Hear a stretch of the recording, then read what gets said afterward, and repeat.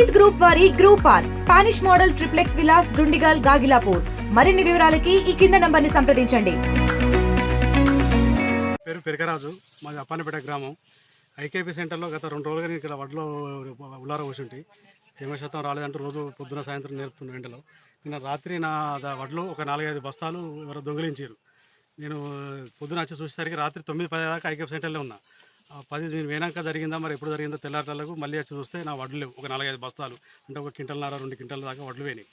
నేను ఇది పోయిన వెంటనే మా చైర్మన్ కానీ ఇక్కడ సెంటర్ ఇన్ఛార్జి కూడా కాంప్లిమెంట్ చేసిన. అగ్రికల్చర్ అధికారుల దృష్టికి కూడా తీసుకువెళ్ళిన.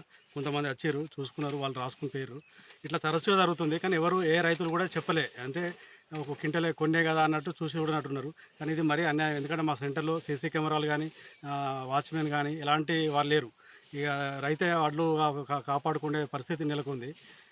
ఎందుకంటే రైతు ఎంత ఆరుగాలం కష్టపడి పండించిన పంట ఒక ఎత్తుకపోతే ఎంత బాధ అనిపిస్తుందో అది రైతులో బాధ కలుస్తుంది.